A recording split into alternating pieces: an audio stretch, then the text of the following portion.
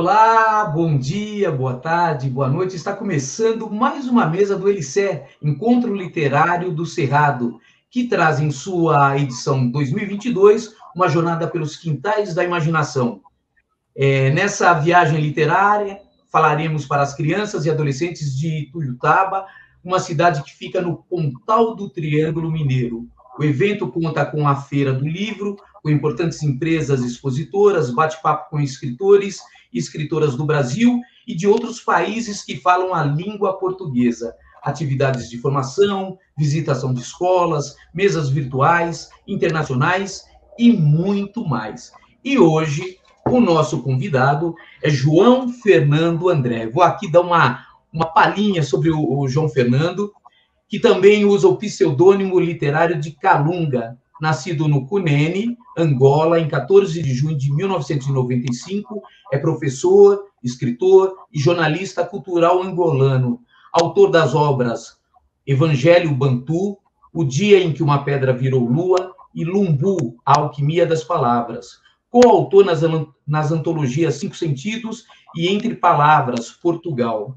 É crítico literário e professor de língua portuguesa e literatura, mestre em literaturas em língua portuguesa pela Faculdade de Letras da Universidade Agostinho Neto, especialista em avaliação de português, língua estrangeira pelo Centro de Avaliação e Certificação de Português, Língua Estrangeira da Faculdade de Letras da Universidade de Lisboa, vice-presidente da Associação Angolana de Prosadores e Poetas, membro da União dos Escritores Angolanos, do PEN Guiné-Bissau e da Frente Cultural da Língua Portuguesa. É professor na Aliança Francesa de Luanda, colunista do jornal Folha 8, tem textos no jornal Cultura, na revista Malha Margens, na revista Tundavala e no Jornal de Angola.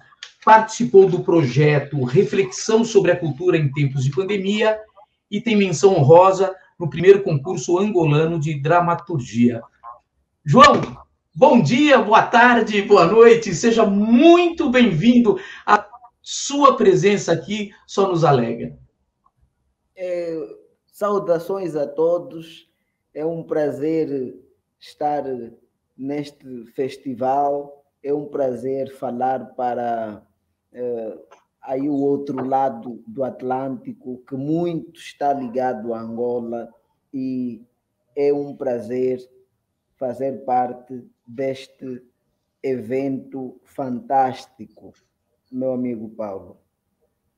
Muito bom. Ô, João, me diz uma coisa. Eu descobri, procurando informações sobre você, eu descobri que você tem uma paixão também, além da literatura, uma paixão pela dança. Me fala um pouquinho disso. Do nosso bailarino das letras. Pois.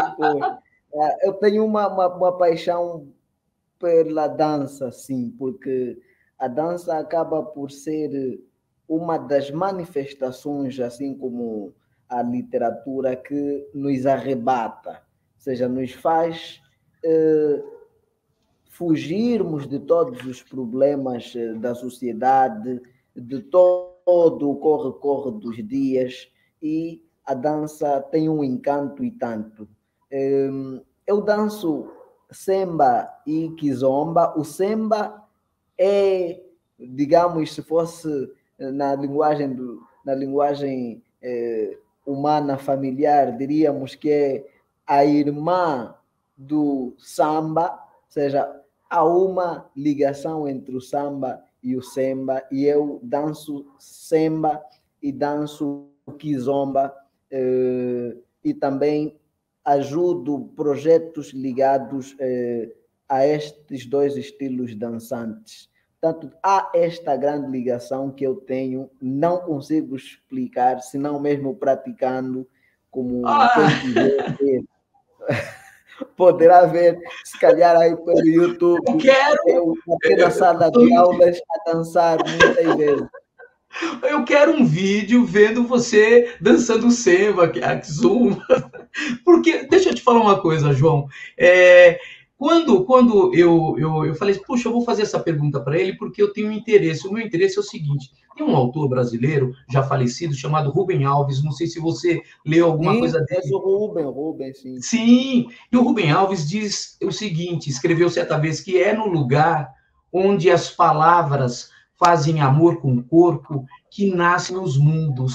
E ele falou assim: e quando eu desejo comunicar alguma coisa, eu coloco o meu corpo a serviço daquilo que eu desejo comunicar. E é nesse sentido que eu queria saber como. Nós vamos falar aqui da Angola de muitas línguas, e eu quero que você fale isso, mas o primeiro, eu queria fechar isso. Eu quero saber o seguinte: como que o seu corpo está a serviço da literatura que você faz? É isso que eu queria que você falasse. Você já falou dos benefícios da dança, que não dá nem para explicar, mas, enfim, é isso, é nesse sentido. Então, há uma grande ligação. O corpo, ele tem a linguagem mais verdadeira. Com o corpo, nós não falamos, não escrevemos, mas usamos a linguagem muito mais necessária. No caso, nós dizemos com o corpo. E o corpo que aparece aí na literatura como a figura, ela também tem esta ligação com a própria forma de ser de cada escritor, de cada personagem, de cada sujeito poético.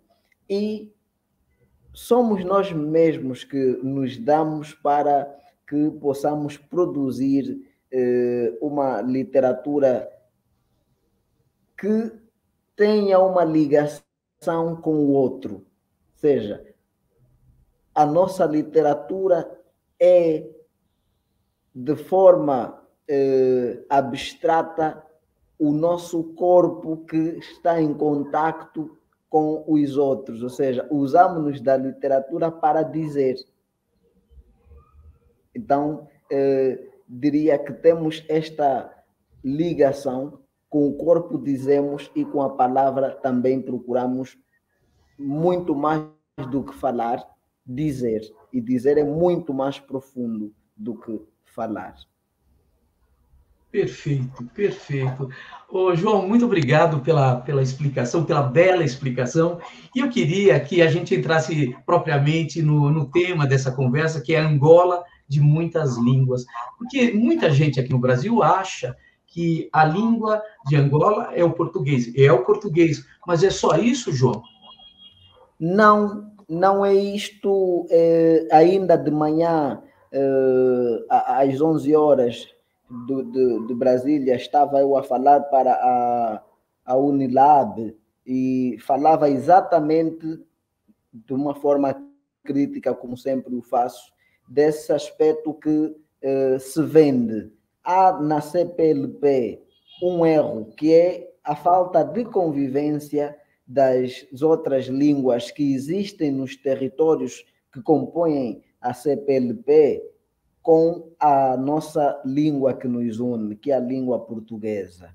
Parece muitas vezes que nós asfixiamos as outras línguas e as outras linguagens.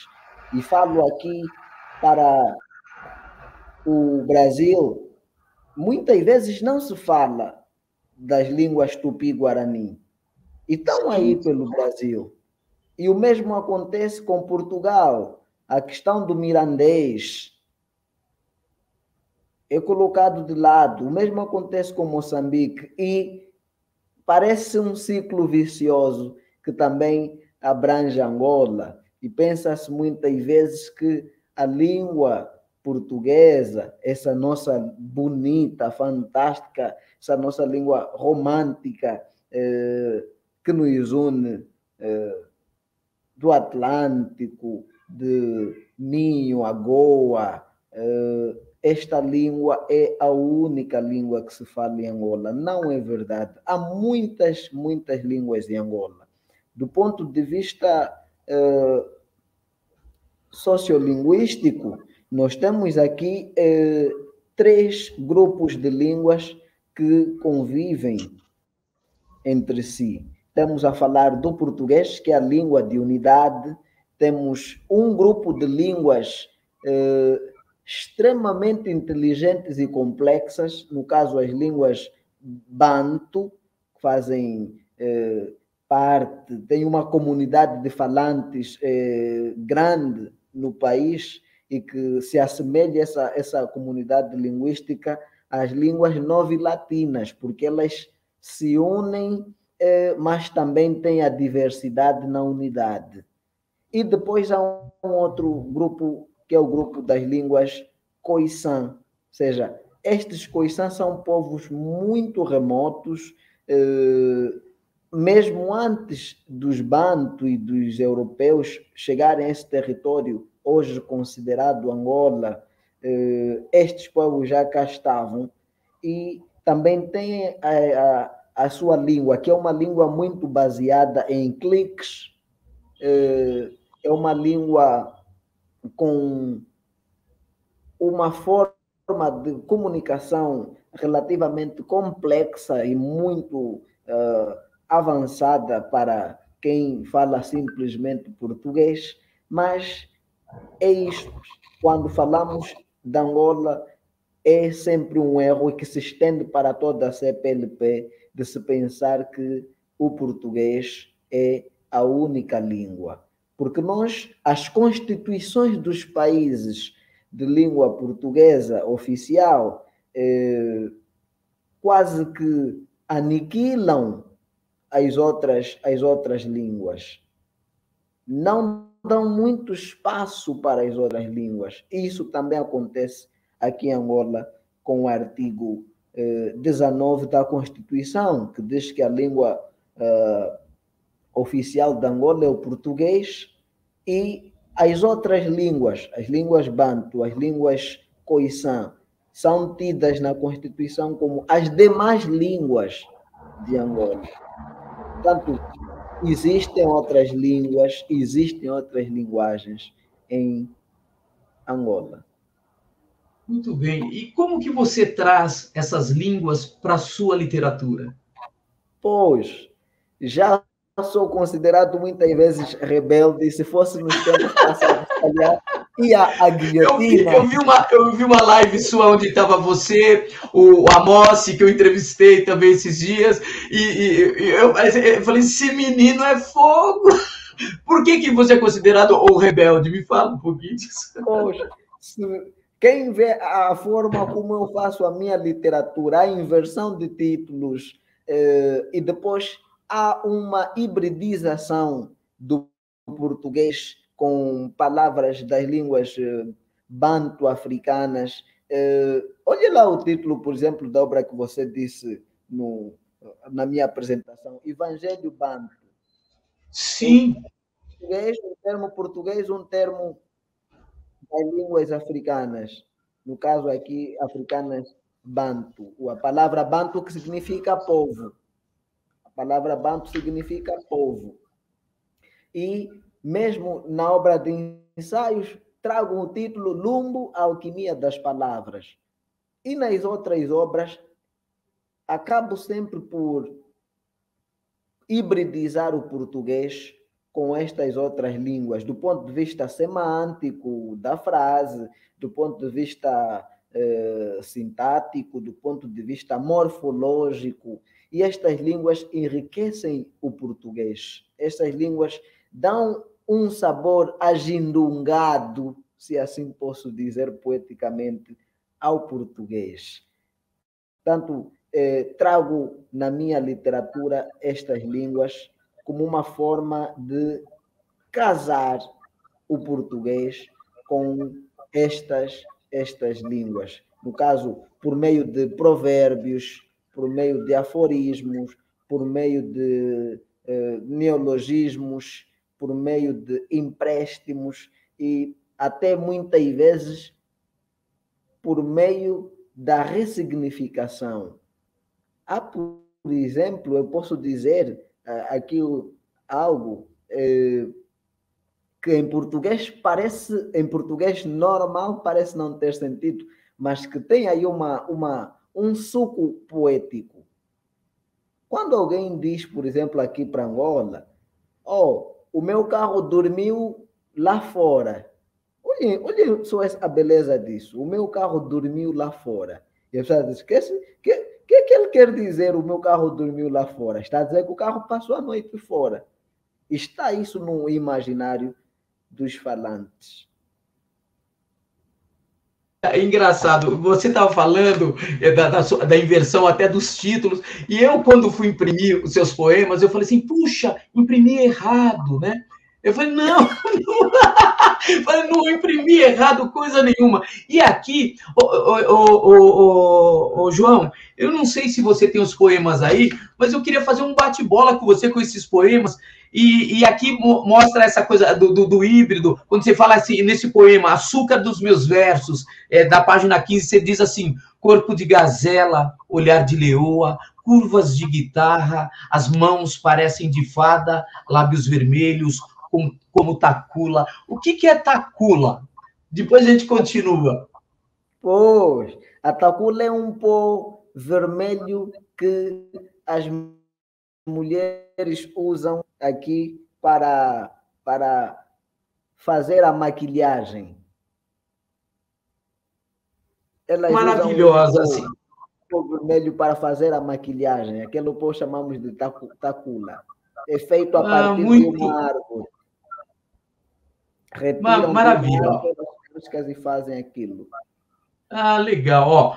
Não, e aí, por exemplo, assim, imagino o leitor curioso, claro, você fala assim, poxa, o que é tacula? Você leva o cara para esse universo vamos pesquisar o que é isso, né? Porque você não pode ser preguiçoso quando está lendo, né? Ainda mais poesia. Eu vou continuar, posso? Pode sim, à vontade. Lábios vermelhos.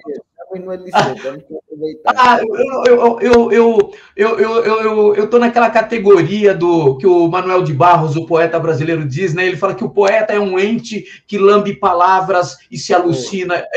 Ainda mais quando a gente lambe boas palavras, poesia. Por isso que eu te falei antes da gente conversar, que quando você me mandou os textos, eu falei, obrigado pelo presente. Puxa, muito legal. Eu tive a felicidade de conhecer a poesia do Amossi e agora estou tendo a felicidade de conhecer a poesia do João Fernando André. Brincadeira, vamos lá.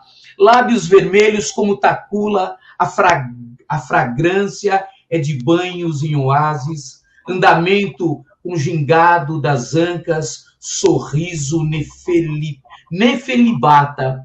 Ela é a Mayombe, onde... Eu vou parar aqui. Quem é Mayombe? É Mayombe. É aula, professor! Professor, é aula! Por favor, estou curioso. Sim, senhor. A Mayombe é a irmã da Amazônia. Ai, que Temos maravilha. 2 grandes pulmões no mundo. Está no Brasil, a Amazônia, e em Angola está a segunda maior floresta do mundo, que é a floresta da Amazônia. Há uma ligação atmosférica entre a Amazônia e a Mayombe. Mas aqui, a Mayombe, na poesia, para mim, é a mulher, que é o único ser que dá vida, que faz brotar. E se não fosse por elas, não estaríamos aqui. Então, a Mayombe da humanidade é a mulher. Nossa, que beleza, que beleza. Ela é a Mayombe onde do amor me perco sem cessar. Ela é quente como o Saara, ó lírio dos meus olhos, ó açúcar dos meus versos vegetais. Brincadeira, onde você foi buscar esses versos vegetais? Que coisa! O que é isso, menino? Belíssimo poema. Vem da vida. Vem da vida. Os versos vêm da vida, vêm do olhar atento, do olhar as coisas, mais do que olhar, ler as coisas. Ler o andar, ler o passar, ler as fragrâncias, observar o modo como as pessoas agem. Então, é daí onde vou buscar esses versos vegetais. Não, e por falar em vegetal, olha só, João, no começo da vida vegetal dos versos, eu te cumprimento, mulher. Puxa, eu te cumprimento, mulher. No meio das desesperanças, és a maiombe da humanidade. Nos contornos do raiar do sol, és um vermelho poema que brota fragrâncias escaldantes para apimentar as negras noites dos homens que vivem nas guerras da vida. Em cada manhã, rejuvenesces o mundo com o teu cheiro de porcelana, ontem, hoje, amanhã, concomitantemente, eu te saúdo, mulher. Amém.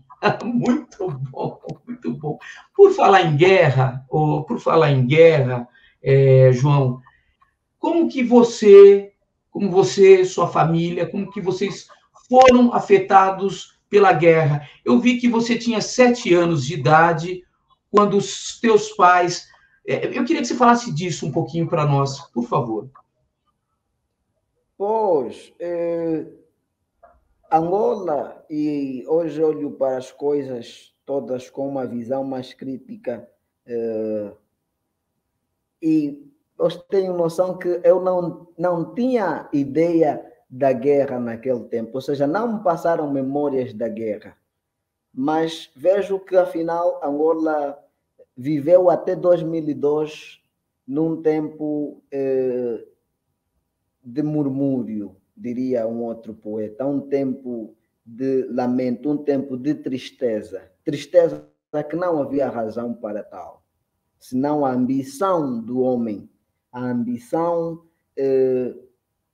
e a corrupção ontológica do homem. Veja que eu digo, por que eu digo que nós até 2002 não vivemos aqui um país? Isso também é uma linguagem, é uma língua. A língua da guerra que está aqui patente no imaginário, o museu imaginário dos angolanos. Em 75 conseguimos a independência. Esta independência conseguida em 75, não houve um acordo entre os partidos que estavam a negociar com Portugal. Daí resultou um partido no poder, no caso o MPLA, e este mesmo partido teve conflitos com os outros partidos. E isso vai até os anos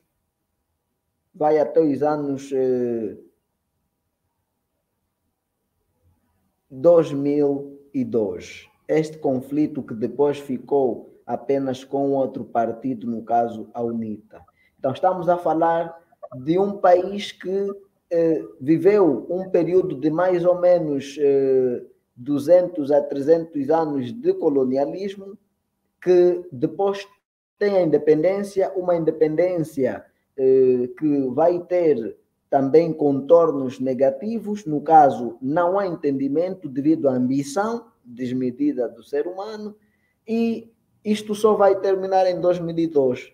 Portanto, foi um período muito triste, e eu, embora com poucas memórias, não fui afetado, se calhar sempre estive em zonas relativamente privilegiadas, porque não tenho memórias da guerra muito fortes, senão as que eu via de pessoas famílias que foram se desfazendo, porque um teve que ir a outro lugar, o pai teve que ficar num outro lugar, a mãe num outro lugar, o filho que foi à guerra, e depois essas imagens passaram na televisão nos anos de 2002 como modo de reencontro. Ou seja, há aí uma poesia sofrida, há aí histórias que vão influenciar hoje ainda muito a produção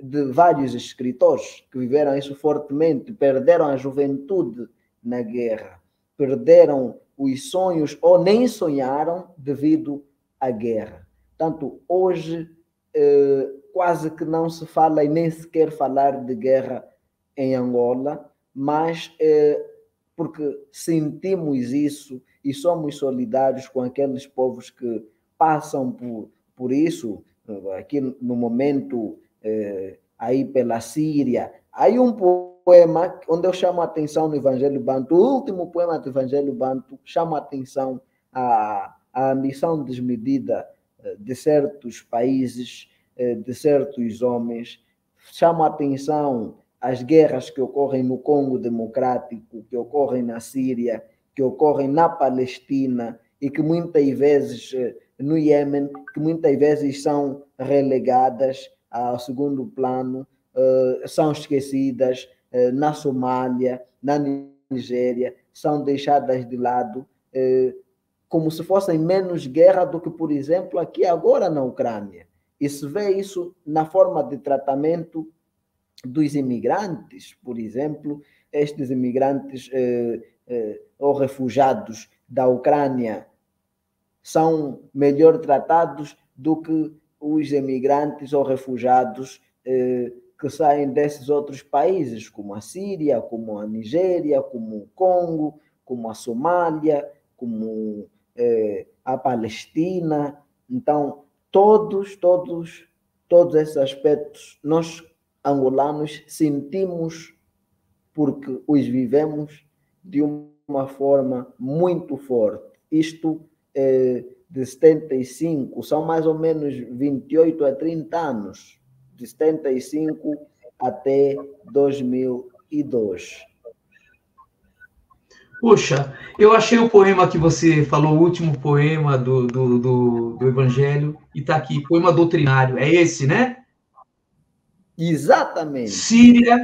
Síria, Palestina, África, é um corpo inerte, onde cada abutre debica o seu pedaço ou caga e vai embora.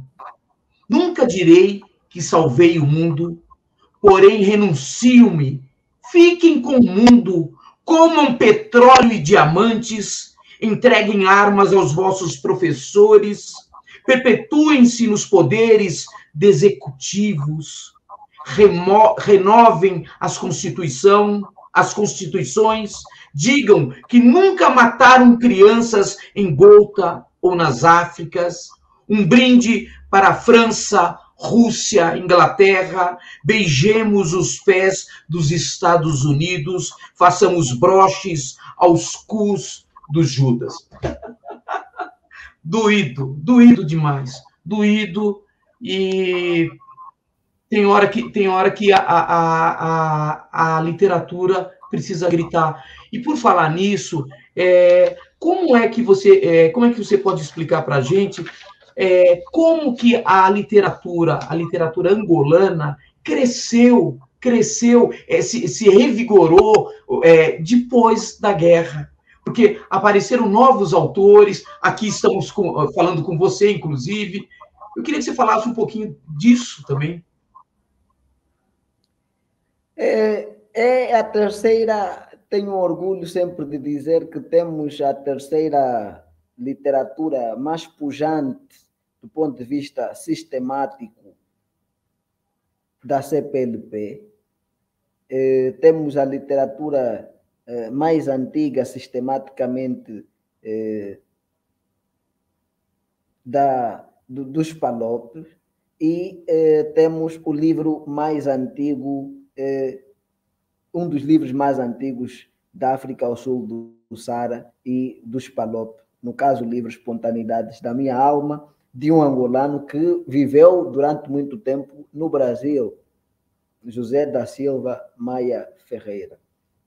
Ora, esta literatura angolana, diversa nos seus temas, traz temas ligados ao colonialismo, defesa e contra o colonialismo, traz temas ligados à guerra, traz temas ligados à esperança, traz temas ligados às consequências, aquilo que um outro poeta diria, os fonemas da guerra, traz temas ligados à renovação, traz temas ligados à solidariedade, temas ligados à infância mais pura, mais bela, e traz temas ligados ao amor, aquele amor para com o outro, mas sobretudo aquele amor de toi et moi, aquele amor de sentir o outro, aquele amor de ir pelas musas, e esta literatura angolana vai se desenvolvendo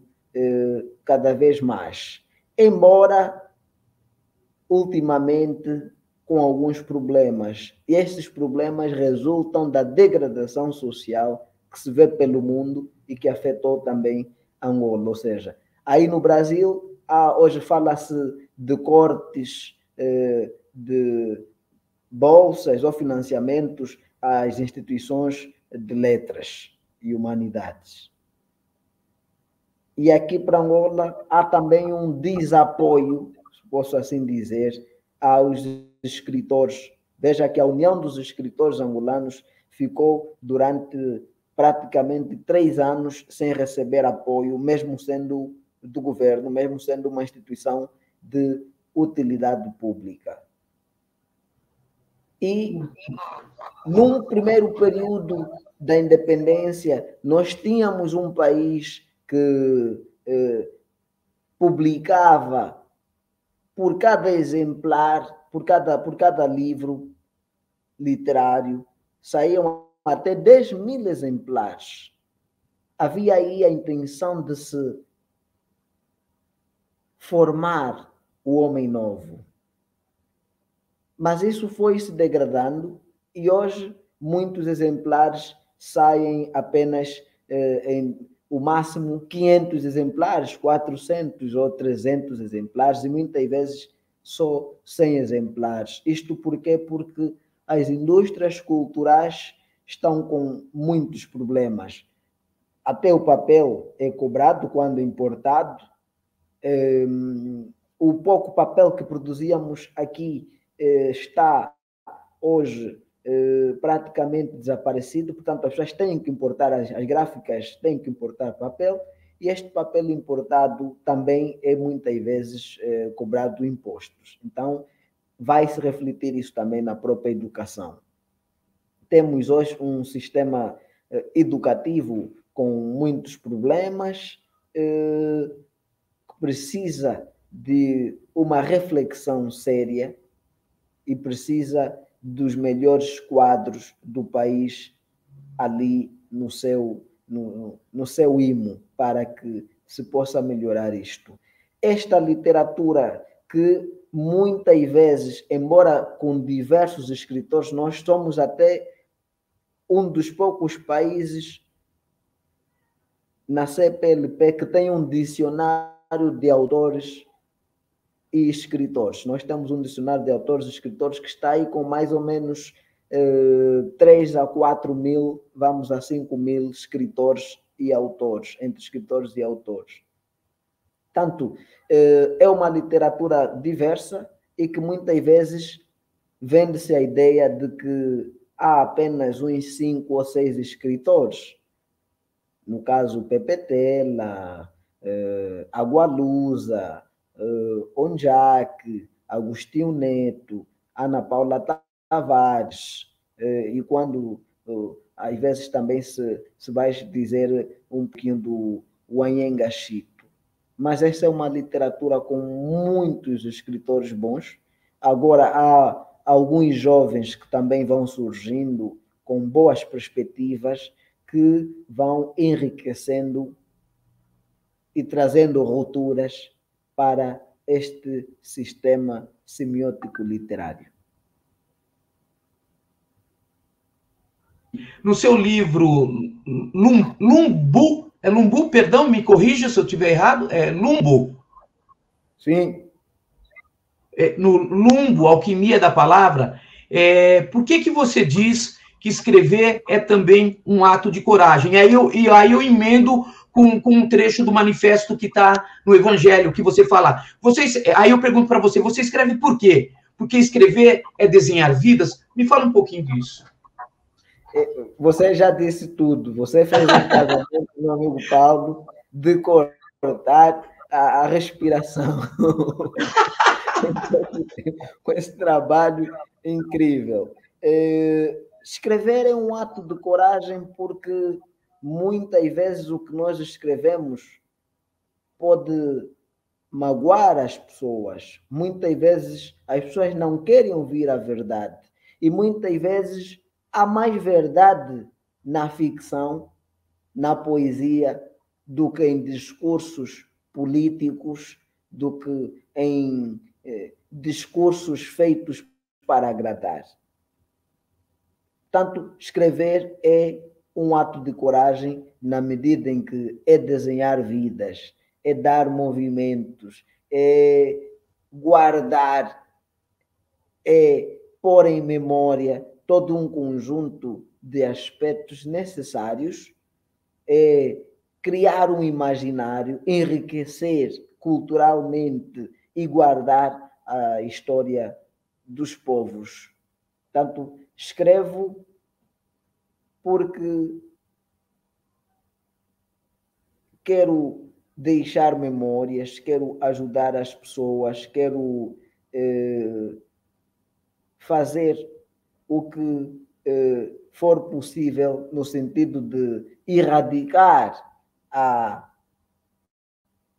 falta de alfabetização, o analfabetismo e os analfabetismos que existem, quer funcional, quer do ponto de vista normal da escrita, quer de sentimento. Há pessoas que são analfabetas de sentimento, não têm sentimento, por isso é que causam guerras, por isso é que não entendem o outro, por isso é que têm invejas, por isso é que querem mais do que podiam ter enquanto humanos, por isso é que fogem da dimensão humana e se põem em outras dimensões que só nos dão problemas.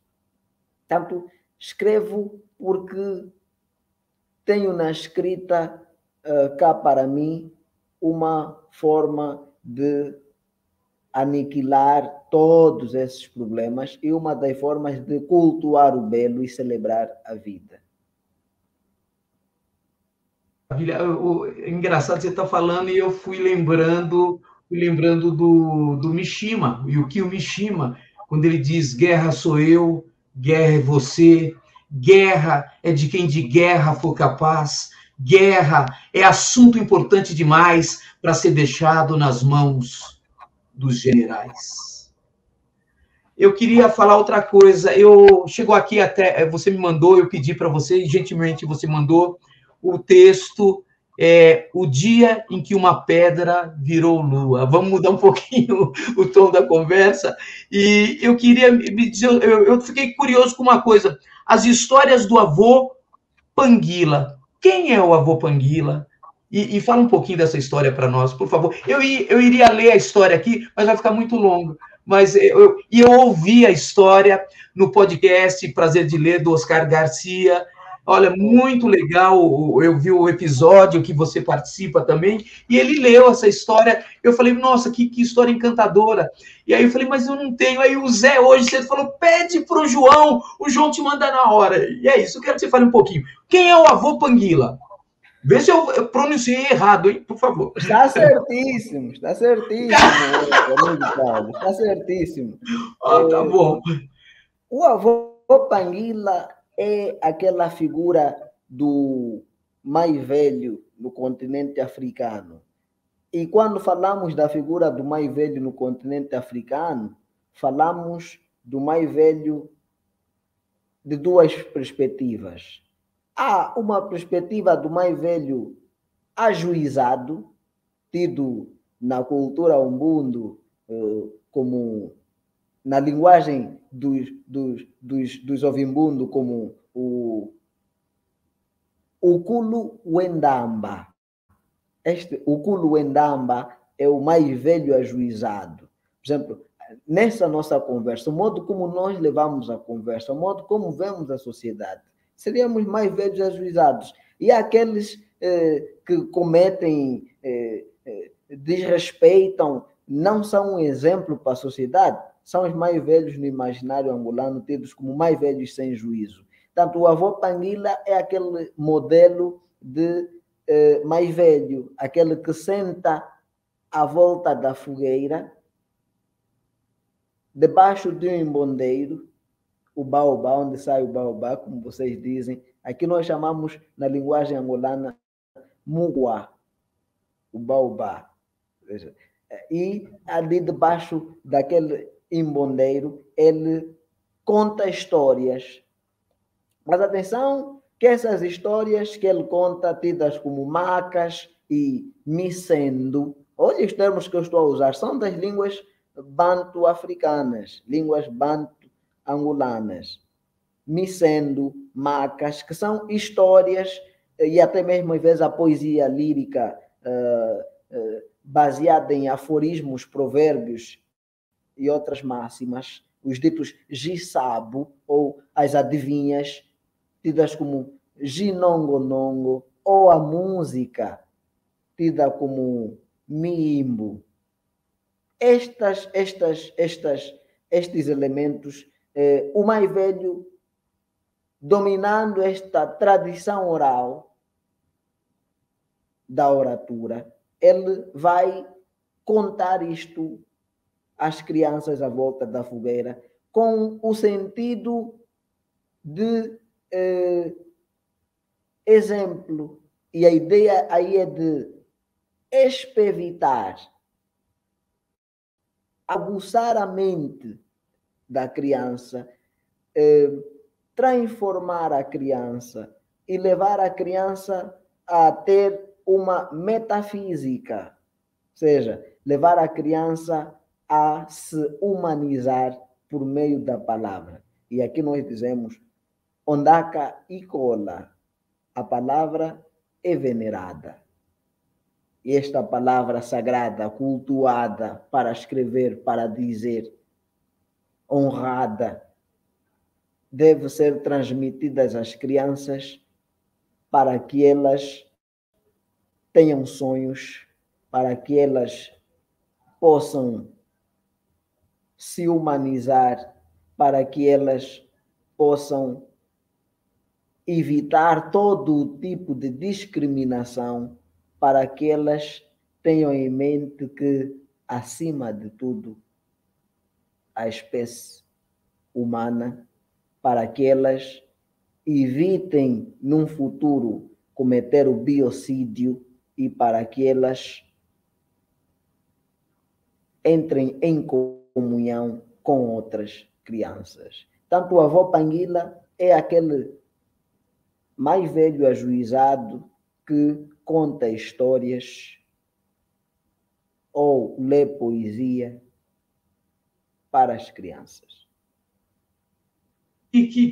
Que beleza! Eu me sinto um pouquinho avó Panguila, sabia? Eu adoro, não sei se você sabe, eu sou um recitador de poesias aqui no Brasil, né? Não sou o contador de histórias, sou um recitador de poesias. Você é um avô Panguila, você é um avô Panguila, você, o Oscar, o Zé, são avós Panguilas. Olha, João, deixa eu te falar uma coisa, eu adoro estar com as crianças, eu adoro recitar para as crianças. Aí eu sempre trago num cantinho assim, aqui da cabeça, palavras boas de se dizer, de soprar para uma criança. E eu, aproveitando esse momento, eu vou mandar uma poesia para você, posso? Uma poesia minha. De bom grado, gosto, quero ouvir. Então vou lá. Olha, eu vou falar uma coisa para você. É assim. Durante algum tempo, eu quis muito fazer de conta que a chuva não me molhava, mas do lado de cá eu era pouco e chovia muito. Nunca quis muito, sempre estive só, falando coisas como quem diz alguma coisa, poeta por descuido, apaixonado por opção. É verdade, eu nunca quis muito, pouco. eu na conversa na conversa que eu tive com a Mossi, eu falei disso, né? Parece, eu não sei como que você se sente. Eu queria que você me falasse um pouquinho do que significa a poesia para você. Quando você escreve o Evangelho Bantu, o que passou pela sua cabeça? Você falou, que palavra que eu quero mandar para essas pessoas? E depois eu vou te fazer uma outra pergunta também. Eu quero saber como que você adentrou esse mundo das palavras. Eu caí sem paraquedas no mundo das palavras. Eu queria que você falasse um pouquinho disso também. Pois. A poesia, para mim, é a primeira forma de filosofia. É a essência da vida. Portanto, os outros textos, os outros gêneros, no fundo, o que nos encanta num romance, num conto ou num drama, é sempre a poesia. E a poesia é a forma como nós trabalhamos a palavra.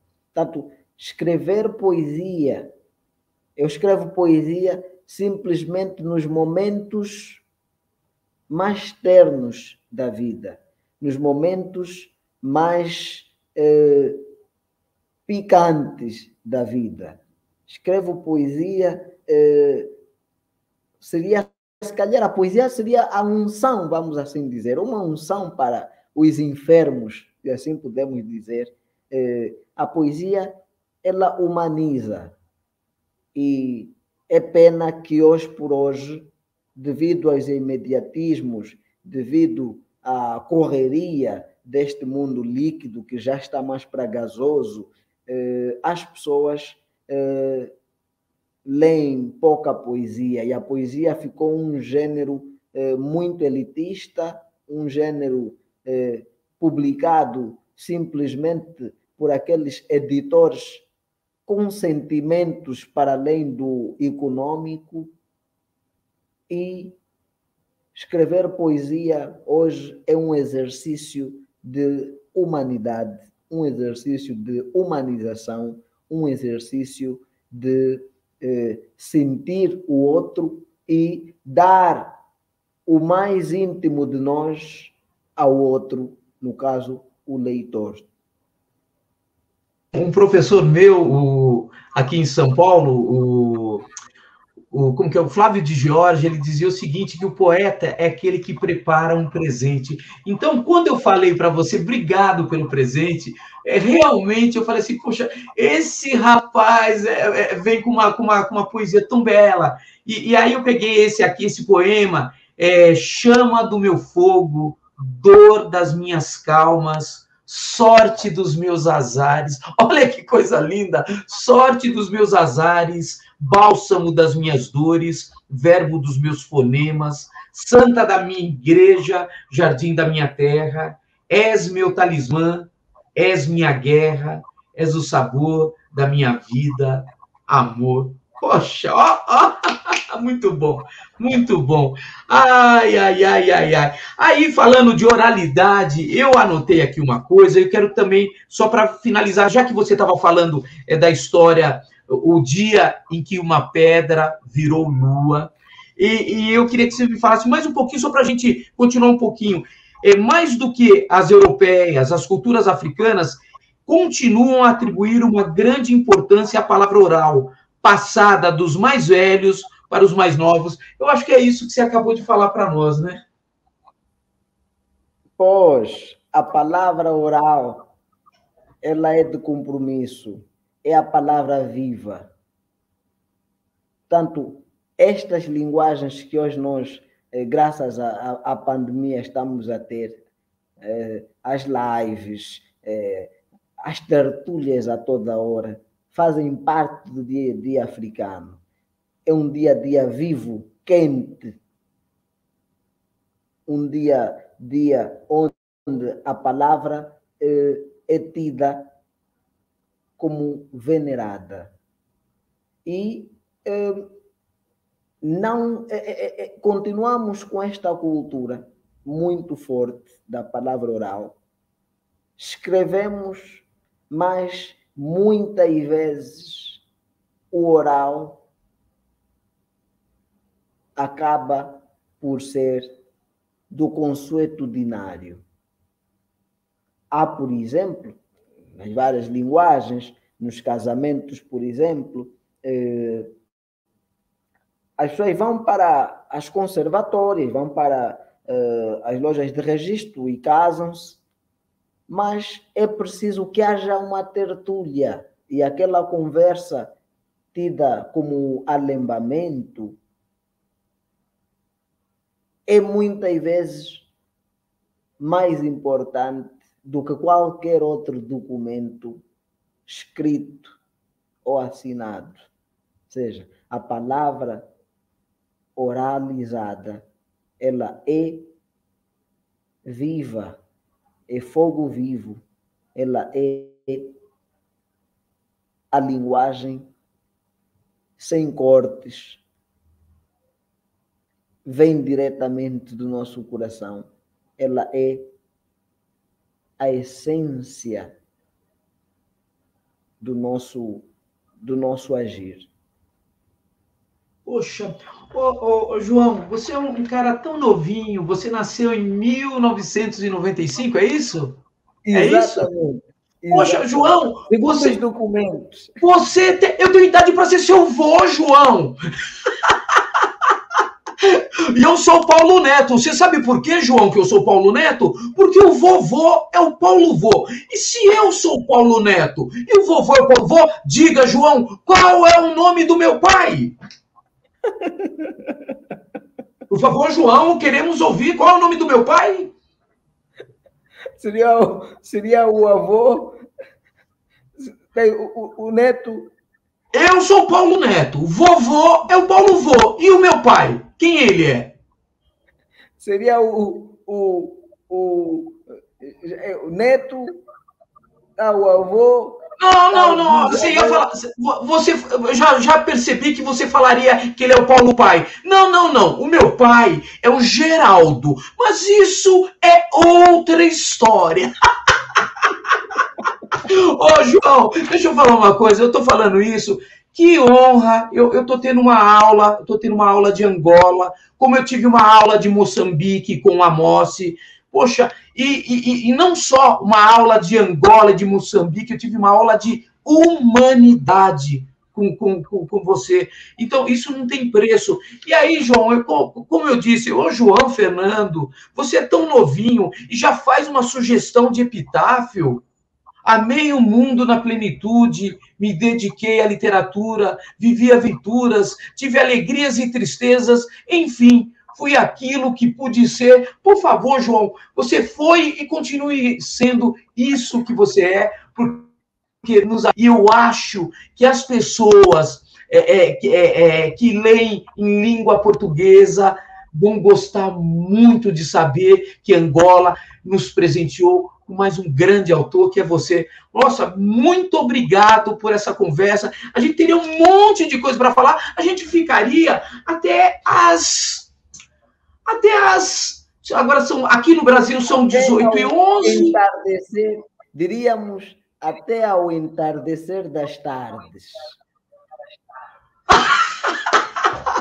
Muito bom. João, eu queria que você, antes da gente terminar aqui, queria que você desse um recado para as crianças, para os adolescentes, para os pais, para as pessoas que estão assistindo essa nossa conversa, um recado sobre a vida, sobre literatura, enfim, é isso. E muito obrigado, muito obrigado.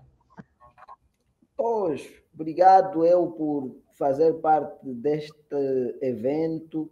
Sou grato por todos que estão aí do outro lado a ver esta nossa conversa. E a ideia é mesmo esta de humanizar com a palavra, porque a palavra é venerada, é sagrada, deve ser usada para o bem e nunca para o mal. Evitarmos usar a palavra para o mal.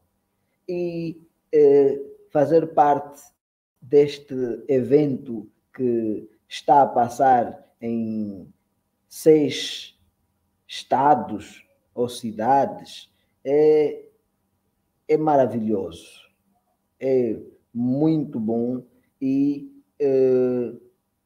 o que se deseja, então, aos nossos leitores, aos nossos amigos estudantes, aos pais, aos outros assistentes, é que sejamos mais humanos, eduquemos as crianças a serem mais humanas, a amarem mais o próximo, a respeitarem mais o próximo e a si mesmas.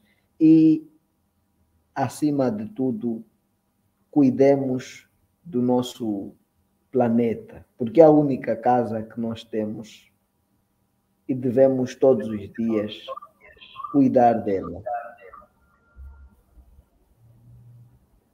Bom, gente, eu agradeço o convite do Elisé.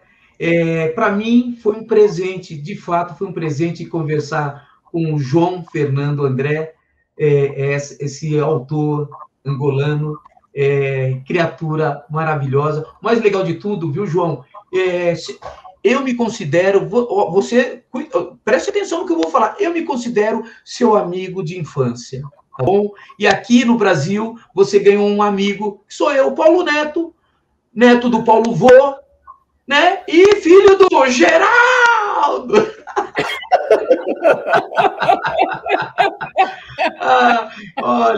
Olha, que legal. Olha, como a literatura, só a literatura para nos propiciar essas pontes, estou falando do outro lado do oceano, com um cara muito legal, um cara que sabe o que faz com a sua literatura, com a sua vida, e isso só nos engrandece. Muito obrigado. Obrigado, obrigado, meu amigo Paulo.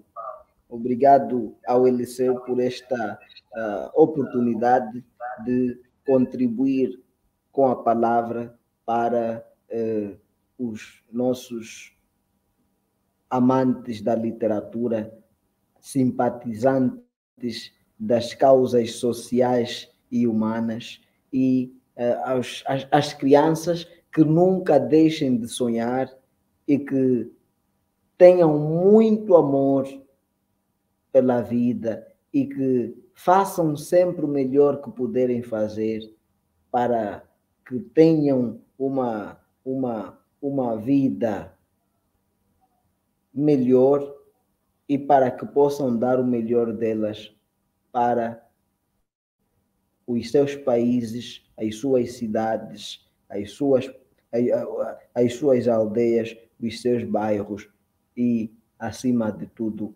para o mundo.